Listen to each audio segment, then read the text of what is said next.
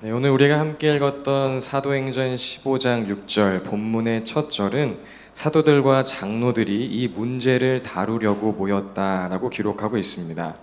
자, 그렇다면 여기서 말하는 문제란 어떤 문제일까요? 이는 유대인 그리스도인과 또 헬라인 그리스도인들 사이의 문제였는데요. 즉 율법과 할례의 문제가 구원의 조건이 될 수 있는가에 관한 논의였습니다. 자, 그럼 왜 이와 같은 이슈가 초대교회 안에서 생기게 된 것일까요? 자, 오늘 말씀 서두에는 이에 답하기 위한 역사적, 문화적 배경을 잠시 설명드리도록 하겠습니다. 이스라엘 땅에 살고 있는 유대인들은 예수님께서 이 땅에 오시기 전에도 하나님을 믿고 있었고, 하나님께서 그들의 조상 아브라함에게 주신 할례 언약 그리고 모세를 통하여 주신 율법을 열심히 지키며 살고 있었습니다. 모든 유대 남자아이는 태어난 지 8일째 되는 날 할례를 받았고, 이스라엘 백성들은 너는 나 외에 다른 신을 섬기지 말라와 같은 부정적 명령 365개, 또 안식일을 기억하여 거룩하게 지키라와 같은 248개의 긍정 명령을 포함한 총 613가지의 율법을 열심히 지키면서 살았죠. 자, 그럼 이들은 왜 이토록 이 율법을 또 이러한 할례를 열심히 지키며 살았던 것일까요? 자, 그것은 개인의 도덕 윤리적인 차원을 넘어서 그 안에 이들의 민족적 정체성, 우리는 하나님의 언약 백성이다, 하나님의 자녀다라는 그 정체성이 담겨 있었기 때문입니다. 우리 출애굽기 19장 5절 6절 함께 읽어보겠습니다. 시작. 이제 너희가 정말로 나의 말을 듣고 내가 세워준 언약을 지키면 너희는 모든 민족 가운데서 나의 보물이 될 것이다. 온 세상이 다 나의 것이다.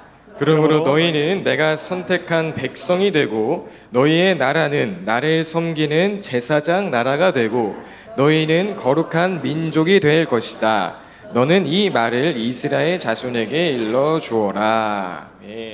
즉 유대인들이 할례를 받고 율법을 열심히 지켰던 것은 개인의 거룩성을 위한 것 이전에 공동체의 정체성, 하나님 백성의 정체성을 지키기 위함이었다는 것입니다. 또한 이들이 할례와 율법을 지킴으로써 하나님 백성이라는 그 정체성을 굳건히 지키고자 했던 것은 하나님께서 하나님의 언약 백성 가운데 메시아, 즉 구원자를 보내주시겠다고 약속했기 때문이기도 했습니다. 우리 예레미야 23장 5, 6절도 함께 읽어보겠습니다. 시작. 내가 다윗에게서 의로운 가지가 하나 돋아나게 할 그 날이 오고 있다. 나 주의 말이다. 그는 왕이 되어 슬기롭게 통치하면서 세상에 공평과 정의를 실현할 것이다. 그때가 오면 유다가 구원을 받을 것이며 이스라엘이 안전한 거처가 될 것이다. 사람들이 그 이름을 주님은 우리의 구원이시다 라고 부를 것이다. 네, 그리고 이 메시아를 향한 유대인들의 갈망은 아시리아, 바빌로니아, 로마와 같은 제국에 의하여 포로 생활하는 동안 그들 안에 더 강하게 자리 잡게 되었죠. 자, 그리고 마침내 지금으로부터 약 2000년 전 하나님께서는 약속하신 말씀 그대로 언약 백성, 그 이스라엘 백성 가운데 예수 그리스도, 유대인들이 기다리던 그 메시아를 보내신 것입니다. 그리고 약속의 말씀대로 임마누엘 하신 예수님께서도 이 땅에서의 삶을 통해 그리고 십자가 죽음과 부활을 통해 모세의 율법과 구약 성경이 예언한 메시아가 곧 자신임을 사람들에게 계속해서 특별히 유대인들에게 나타내 보여주셨죠. 마태복음 4장 14절입니다. 제가 읽겠습니다. 이것은 예언자 이사야를 시켜서 하신 말씀을 이루시려는 것이었다. 요한복음 19장입니다. 일이 이렇게 된 것은 그의 뼈가 하나도 부러지지 않을 것이다. 성경 말씀이 이루어지게 하려는 것이었다. 또 성경에 그들은 자기들이 찌른 사람을 쳐다볼 것이다 한 말씀도 있다. 요한복음 20장 9절입니다. 아직도 그들은 예수께서 죽은 사람들 가운데서 반드시 살아나야 한다는 성경 말씀을 깨닫지 못하였다. 즉 예수님의 공적인 사역과 또 죽음과 부활 모두 그냥 예수님 마음대로 막 한 것이 아니라 모세의 율법과 구약 말씀에 근거한 사역, 이를 온전하게 성취하신 그런 삶이었다는 것이죠. 자, 그렇다면 할례와 그 율법을 지키며 메시아를 기다리던 이 유대인들은 이 나사렛 출신의 예수님을, 구약 말씀을 삶으로 성취하신 이 예수님을 그들이 기다리던 그 메시아로 인정하고 받아들였을까요? 대다수의 사람들은 인정하지 않았습니다.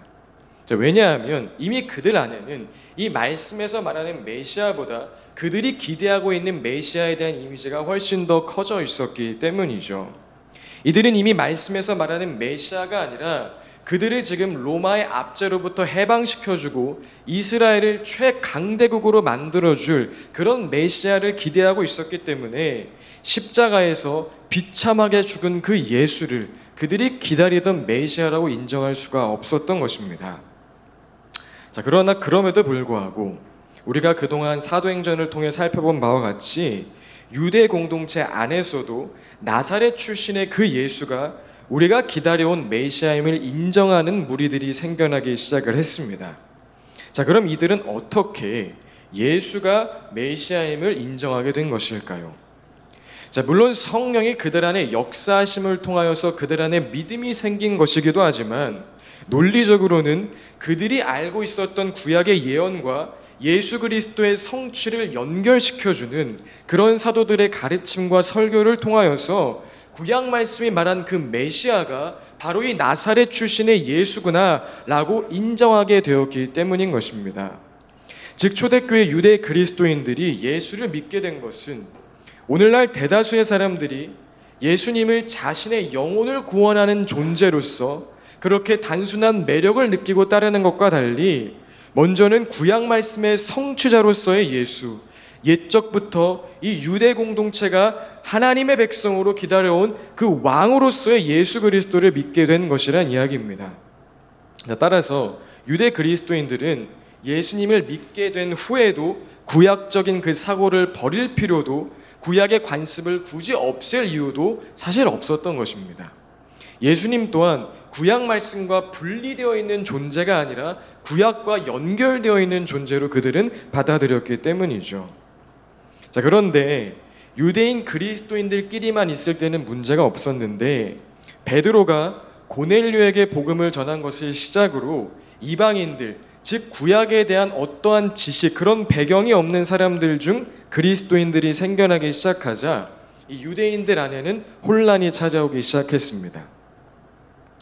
하나님의 백성으로서 할례를 받고 율법을 지키는 것과 또 하나님의 백성으로서 율법이 예언한 그 예수 그리스도를 믿는 것을 분리해서 생각하지 않았던 유대인 그리스도인들 앞에 할례를 받지 않고 율법을 지키지 않음에도 불구하고 단지 예수 그리스도를 믿는다는 것 하나로 성령을 받고 교회 공동체 안에 속하게 되는 그런 사람들이 생겨나자, 아니 우리가 조상 때부터 할례와 율법을 통해 하나님 백성의 정체성을 지켜왔는데 이 모든 것이 무의미하단 말인가? 라는 혼란이 찾아오게 되었다는 것입니다.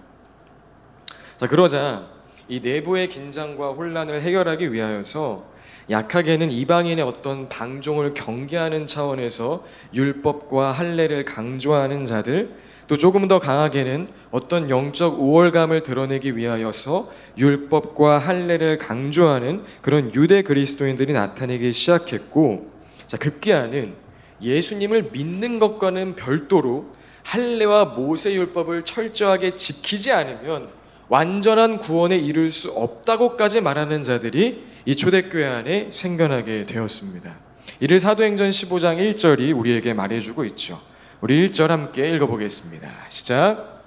몇몇 사람이 유대에서 내려와서 이렇게 신도들을 가르쳤다.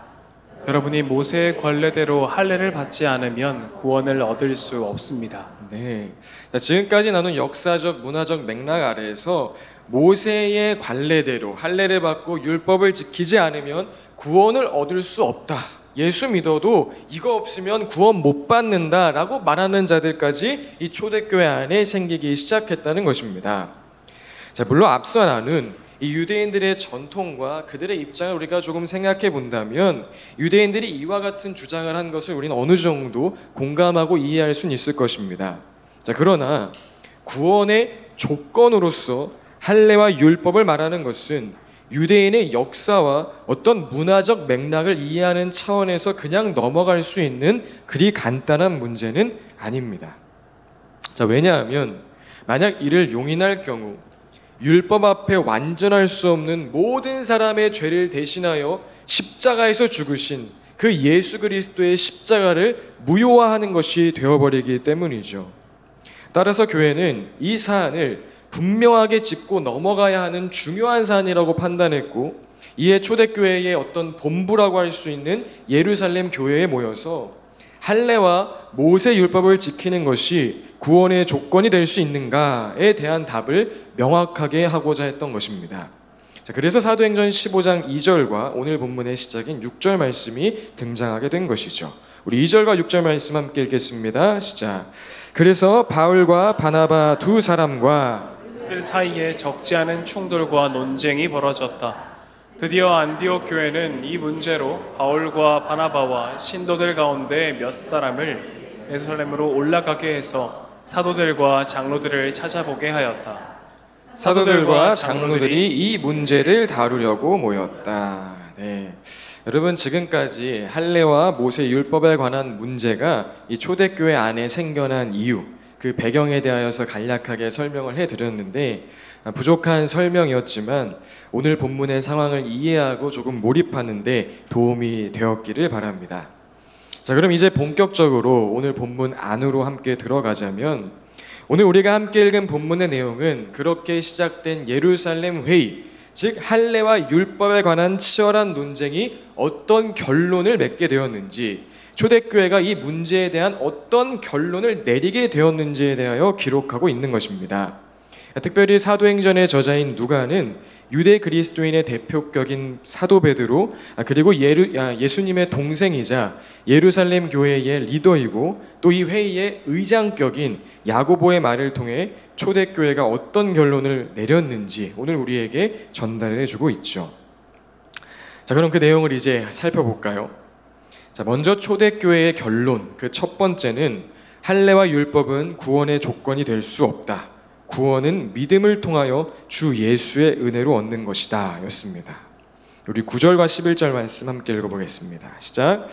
하나님께서는 그들의 믿음을 보셔서 그들의 마음을 깨끗하게 하시고 우리와 그들 사이에 아무런 차별을 두지 않으셨습니다. 우리가 주 예수의 은혜로 구원을 얻고 그들도 꼭 마찬가지로 주 예수의 은혜로 구원을 얻는다고 우리는 믿습니다. 아멘. 구원은 행위가 아니라 믿음을 통하여, 공로가 아니라 주 예수의 은혜로 받는다는 것이 이 초대교회가 성령 안에서 내린 결론이었다는 것입니다. 자, 그럼 여러분, 왜 꼭 믿음이고 은혜여야 할까요? 앞서도 잠시 언급했지만 믿음과 은혜 말고는 구원에 이를 수 있는 길이 없기 때문입니다. 여러분, 율법을 완전하게 지키면 구원을 받을까요? 받는다 1번, 못 받는다 2번. 1번입니까? 2번입니까? 1번도 나오고 있고 2번도 나오고 있는데, 놀랍게도 성경은 이에 대해서 꽤 긍정적인 답을 하고 있습니다. 신명기 6장 25절 말씀 함께 읽어볼까요? 시작. 우리가 주 우리의 하나님 앞에서 그가 우리에게 명하신 대로 이 모든 명령을 충실하게 지키면 그것이 우리의 의로움이 될 것이다. 여러분, 율법 철저하게 잘 지키면 구원 받습니까? 못 받습니까? 이 말씀에 근거하면 그것이 우리의 의로움이 된다는 것입니다. 실제 이런 직접적인 말씀이 있기 때문에 유대인들도 율법을 구원의 조건으로서 주장을 할 수도 있었던 것이죠. 막무가내로 막 주장한 것이 아니라 그들도 철저한 말씀을 배경하여 이야기했다는 것입니다. 자, 그런데 문제는 무엇이죠? 이 세상에 그 누구도 하나님께서 말씀하신 율법을 완전하게 지킬 수 있는 사람이 없다는 것입니다. 율법을 완전하게 지키면 구원받겠지만 구약에 기록된 명시적 율법을 넘어서 예수님께서 말씀하신 율법의 본뜻까지 생각한다면 예수님께서 간음하지 말아라 하고 말한 것을 너희는 들었다. 그러나 나는 너희에게 말한다. 여자를 보고 음욕을 품는 사람은 이미 마음으로 그 여자를 범하였다. 내 이웃을 사랑하고 내 원수를 미워하여라 하고 말한 것을 너희는 들었다. 그러나 나는 너희에게 말한다. 너희 원수를 사랑하고 너희를 박해하는 사람을 위하여 기도하여라. 라고 말씀하신, 이 외에도 예수님께서 쭉 이야기하신 율법의 본뜻, 그 예수님의 말씀 앞에 선다면 율법을 지킴으로써 하나님 앞에 구원에 있어서 합격 도장을 받을 수 있는 사람은 아무도 없다는 것입니다. 자, 그래서 바울은 갈라디아서 3장에서 다음과 같이 이야기하죠. 우리 3장 11절 말씀입니다. 함께 읽겠습니다. 시작. 하나님 앞에서는 율법으로는 아무도 의롭게 되지 못한다는 것이 명백합니다. 의인은 믿음으로 살 것이다 하였기 때문입니다. 우리 한 번 더 읽겠습니다. 시작. 하나님 앞에서는 율법으로는 아무도 의롭게 되지 못한다는 것이 명백합니다. 의인은 믿음으로 살 것이다 하였기 때문입니다. 네. 즉 율법을 완전하게 지키면 구원받을 수도 있겠지만 하나님의 기준 앞에 율법을 완전하게 지킬 수 있는 자는 아무도 없기 때문에 행위와 공로로 하나님 앞에 의롭다 인정받을 수 있는 사람은 아무도 없기 때문에 구원을 얻기 위해서는 할례와 율법이 아닌 은혜가 필요한 것이요, 그 은혜를 믿는 믿음이 있어야 한다는 것입니다. 자, 그렇다면 여러분, 구원을 주는 그 은혜란 무엇일까요? 우리 모두가 잘 알고 있는 것처럼, 베드로가 오늘 이야기한 것처럼 그것은 주의 은혜, 곧 예수 그리스도입니다. 여러분, 임마누엘 하신 예수님은 이 땅을 사시는 날 동안에 한 사람으로서, 한 인간으로서 율법을 완벽하게 지키셨고 율법 앞에 흠없는 자로서 십자가에서 저주받아 죽으셨습니다. 그럼 여러분, 왜 율법 앞에 아무런 흠없는 자가 십자가에서 죽어야 했습니까? 왜 저주를 받아야 했습니까? 그것은 우리가 받은 율법의 저주, 죄의 저주를 대신하시기 위한 것이었습니다. 그리고 예수님은 십자가에서 다 이루었다, 헬라어로 테텔레스타이, 이를 직역하면 내가 모든 값을 지불했다, 내가 모든 값을 지불했다 라고 선포하시며 죽으셨고 우리를 의롭게 하시기 위하여서 부활하셨죠. 그리고 성경은 누구든지 이 예수를 믿으면, 이 예수 그리스도 구원자를 믿으면 우리의 죄와 저주는 예수님께로, 예수님께서 이루신 그 값진 의로움은 우리에게로 값없이 전가되어서 하나님 앞에 우리 모두가 의롭다 인정받게 된다, 의롭다 칭함받게 된다 라고 전해주고 있는 것입니다. 갈라디아서 3장 13절 말씀입니다. 함께 읽겠습니다. 그리스도께서 우리를 위하여 저주를 받은 사람이 되심으로써 우리를 율법의 저주에서 속량해 주셨습니다. 기록된 바 나무에 달린 자는 모두 저주를 받은 자이다 하였기 때문입니다. 고린도서 5장 21절도 이어서 함께 읽겠습니다. 시작. 하나님께서는 죄를 모르시는 분에게 우리 대신으로 죄를 씌우셨습니다. 그것은 우리가 그리스도 안에서 하나님의 의가 되게 하려는 것입니다. 한 번 더 읽을까요?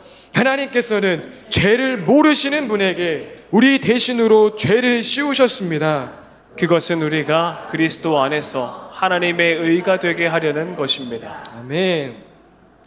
여러분, 바로 이 엄청난 예수 그리스도의 은혜가 오늘 베드로가 선포한 은혜요, 죄인인 우리, 율법의 저주 아래 놓인 우리, 행위로서는 하나님 앞에 절대 의롭다 칭함받을 수 없는 우리가 하나님 앞에 의롭다 인정받을 수 있는 유일한 길이요, 우리가 기대할 수 있는 유일한 진리요, 우리가 붙잡아야 할 유일한 생명이라는 것입니다. 정리하자면 오늘 사도들이 구원은 믿음과 주의 은혜로 얻는 것이다 라고 그 첫 번째 결론을 내린 이유는 그 누구도 율법으로 하나님 앞에 완전할 수 없기 때문이며, 예수님께서 그런 우리를 위해 십자가에서 죽으시고 부활하심으로 우리의 행위와는 전혀 상관없는 완전한 의를 우리에게 주셨기 때문이라는 것입니다. 한국 불교 최고의 고승 중 한 분이신 성철 스님이라는 분이 계시는데요, 저는 이분이 정말 그 누구보다 정직하게 득도를 위한 몸부림, 구원을 향한 씨름을 하신 분이라고 생각이 됩니다. 정말 이분은 어느 하나 가벼이 여기지 않으시고 좋은 말 뒤에 숨어 그냥 넘어가지 않고 죄된 자아와 인간 내면의 연약함을 하나하나 정직하게 다뤄가신 분이십니다. 실제 그분이 보여주신 수행만 보아도 8년간 눕지도 않고 앉아서만 돌을 닦는 장좌불화라는 극기 수행을 하셨고, 또 10년 동안 사람들과의 관계를 단절하고 무건 수행을 하는 초인적인 수행을 하셨으니, 정말 종교를 초월하여서 죄와 싸우고 그 마음을 다스리고 진리를 추구하던 그 성철 스님의 모습은 존경할 수밖에 없는 것입니다. 자, 그런데 일평생 인간이 할 수 있는 최고 수준의 수행을 한 이 성철 스님, 모든 불교 신자의 존경을 받을 뿐 아니라 인간적으로 존경할 수밖에 없는 삶을 살아온 이 성철 스님은 유언으로 다음과 같은 말을 남기셨다고 합니다. 일평생 남녀 무리를 속여 미치게 하였으니 그 죄업이 하늘에 미쳐 수미산보다 더 크다. 산채로 불의 아비지옥으로 떨어지니 한이 만갈래나 된다. 한 덩이 붉은 해가 푸른 산에 걸렸구나. 내 죄는 산보다 높고 바다보다 깊은데 어찌 감당하랴. 내가 80년 동안 포교한 것이 헛것이로다. 우리는 구원이 없다. 죄값을 해결할 자가 없기 때문이다. 평생 인간이 할 수 있는 최고 수준의 수행과 고행을 하며 득도하고자 했지만, 구원에 이르고자 했지만, 그런 성철 스님조차 그 끝에서 깨달은 것은 내 죄는 산보다 높고 바다보다 깊다는 것, 그리고 이 죄값을 누군가 해결해 주지 않는 한 이 죄에서 자유할 길이 없다는 진리였다는 것입니다. 성철 스님처럼 진리를 추구하며 죄로 인해 괴로워했던 인물을 한 사람 더 소개하자면 사도 바울을 이야기할 수 있을 것 같습니다. 사도 바울 또한 성철 스님 못지않게 죄와 처절하게 씨름했던 사람이죠. 로마서 7장은 이 사도 바울이 죄로 인해 얼마나 괴로워했는지에 대해서 잘 표현해주고 있는데요. 우리 22절에서 24절까지 함께 읽어보겠습니다. 시작. 나는 속사람으로는 하나님의 법을 즐거워하나 내 지체에는 다른 법이 있어서 내 마음의 법과 맞서서 싸우며 내 지체에 있는 죄의 법에 나를 포로로 만드는 것을 봅니다. 아, 나는 비참한 사람입니다. 누가 이 죽음의 몸에서 나를 건져 주겠습니까?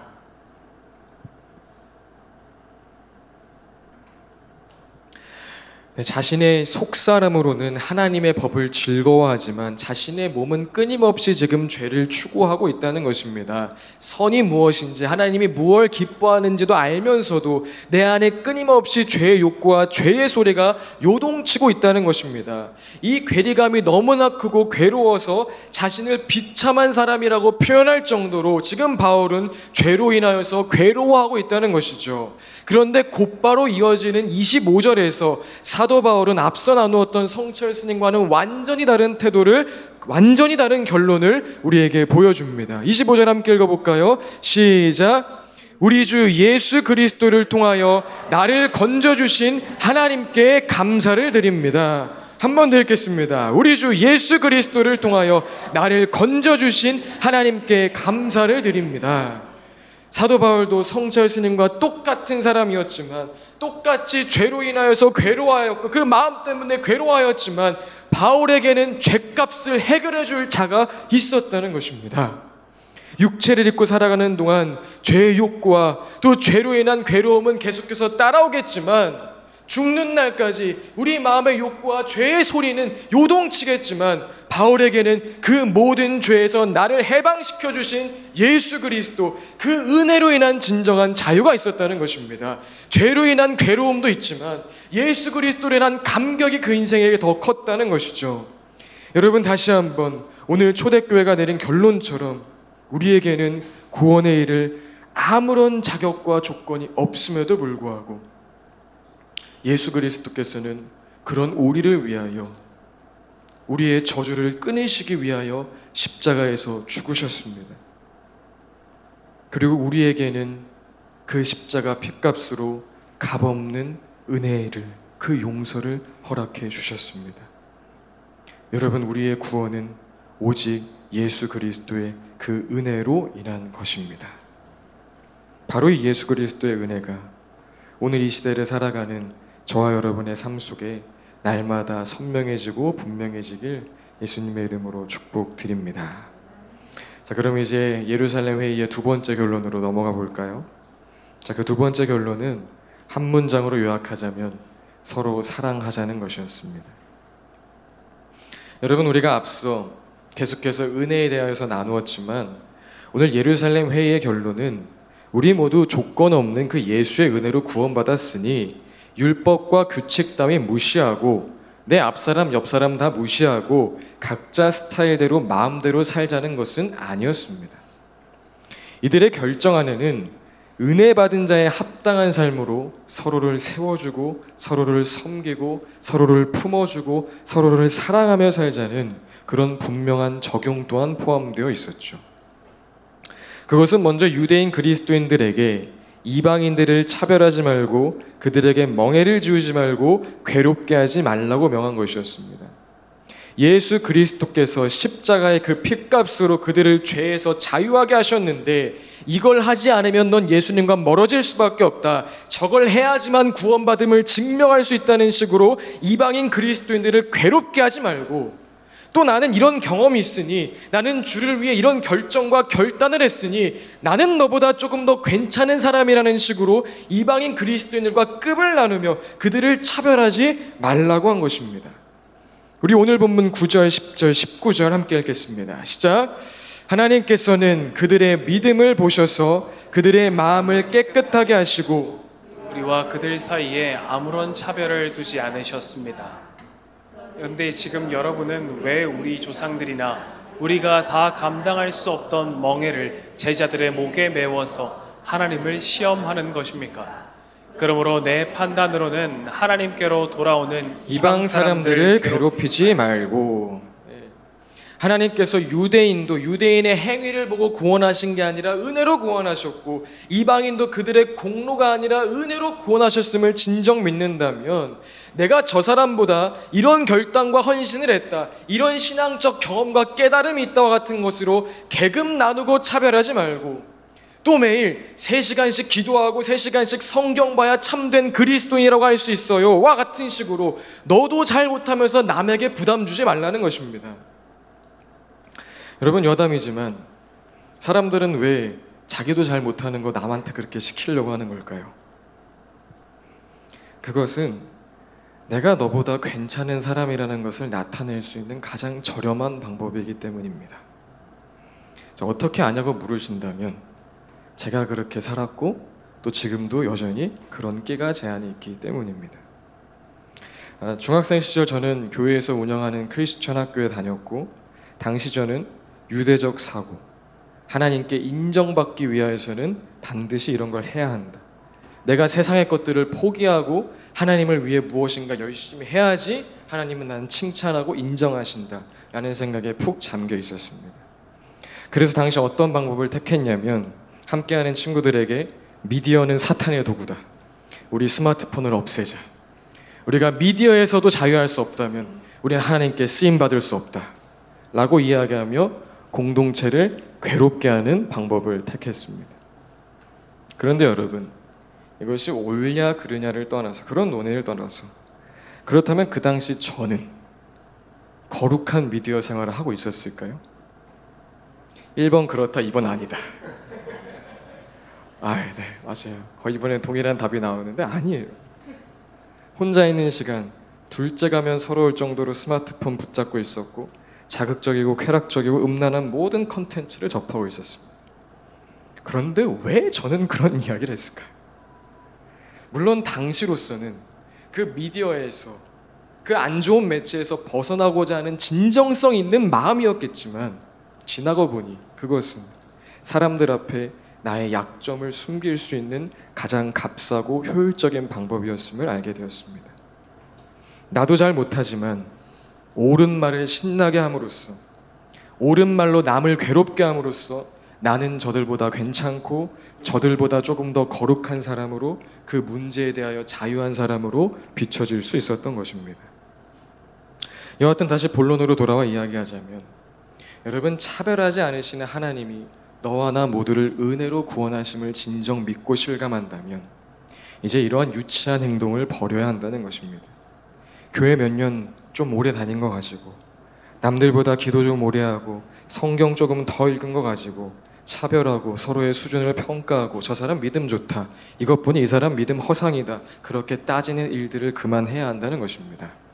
은혜로 구원받았으면 더 이상 행위로 급을 나누는 일 그만하고 차별이 아닌 하나됨으로, 멍해를 지우는 것이 아닌 자유하게 함으로, 괴롭게 하는 것이 아닌 평안하게 함으로 서로가 그리스도 안에서 그 복음을 향하여, 그 이상을 향하여 함께 자라가길 힘써야 한다는 것이죠. 자, 그리고 오늘 예루살렘 회의는 또 이방인들에게는 은혜 입은 자로서 유대인들의 그 문화와 전통을 고려하여 그들을 좀 배려하고 덕을 세우라고 명합니다. 우리 20절 말씀 함께 읽어보겠습니다. 시작. 다만 그들에게 편지를 보내서 우상에게 바친 더러운 음식과 음행과 목매어 죽인 것과 피를 멀리하라고 하는 것이 좋겠습니다. 네, 믿음으로 예수 그리스도의 은혜로 구원받은 그 자유함이 이방인들 안에 있지만, 그 자유함으로 교회 공동체 어지럽히지 말고 니네를 맘대로 하지 말고 유대인 그리스도인들을 위하여 몇 가지 율법을 지키는 일에 참여하라고 그렇게 권면하고 있는 것이죠. 즉 무엇입니까?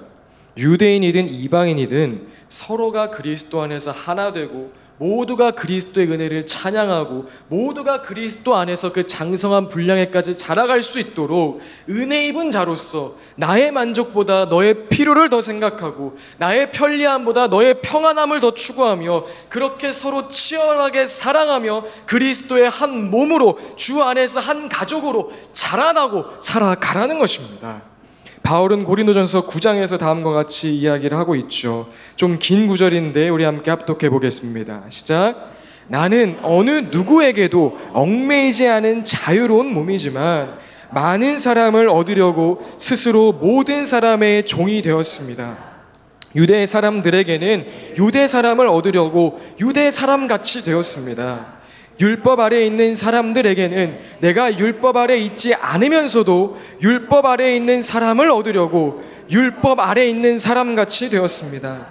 율법이 없이 사는 사람들에게는 내가 하나님의 율법이 없이 사는 사람이 아니라 그리스도의 율법 안에서 사는 사람이지만, 율법 없이 사는 사람들을 얻으려고 율법 없이 사는 사람같이 되었습니다. 믿음이 약한 사람들에게는 약한 사람들을 얻으려고 약한 사람이 되었습니다. 나는 모든 종류의 사람에게 모든 것이 다 되었습니다. 그것은 내가 어떻게 해서든지 그들 가운데서 몇 사람이라도 구원하려는 것입니다. 나는 복음을 위하여 이 모든 일을 하고 있습니다. 그것은 내가 복음의 복에 동참하기 위함입니다. 아멘. 여러분, 정말 오늘 사도 바울이 이야기하는 이 모습이 믿음으로 오직 은혜로 구원받은 줄 실감하는 자의 진실한 모습인 줄로 믿습니다. 예수님을 믿으면 믿을수록, 은혜를 알면 알수록 고집스러워지는 것이 아니라 유연해지는 것입니다. 물론 변치 않는 진리에 관하여서는 우리가 반드시 배타성을 가져야 하지만 예수의 은혜를 아는 자가 배타적인 삶을 살 수는 없는 것입니다. 복음을 위하여 내 앞에 있는 이 사람이 복음으로 정말 자라날 수 있도록 헬라인이어도 유대인인 것처럼, 유대인이어도 헬라인인 것처럼 행동할 수 있게 되는 것입니다. 17세기 독일 신학자 루퍼투스 멜데니우스는 이런 유명한 말을 남겼는데요. 우리 함께 읽어볼까요? 시작. 본질에는 일치를, 비본질에는 자유를, 모든 것의 사랑을. 한 번 더 읽을까요? 본질에는 일치를, 비본질에는 자유를, 모든 것의 사랑을. 예수 그리스도의 은혜로 구원받음을 실감하는 자들은 본질에는 일치를, 비본질에는 자유를, 그러나 그 모든 것을 대할 때에는 사랑으로 대하는 그런 삶으로 나아가게 될 줄로 믿습니다.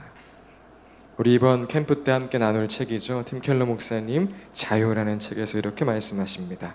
함께 읽어보겠습니다. 복음을 통해 진정으로 겸손해진 사람은 바로 지금 자기 앞에 있는 사람에 대한 관심으로 충실합니다. 복음적 겸손의 핵심은 자신을 더 생각하거나 덜 생각하는 것이 아니라 자신에 대한 생각 자체를 덜 한다는 데 있습니다. 사랑하는 교회 공동체 여러분, 지금 함께 나눈 예루살렘 교회의 두 번째 결론 또한 오늘 우리에게 그대로 적용되어야 하는 것이라고 믿습니다.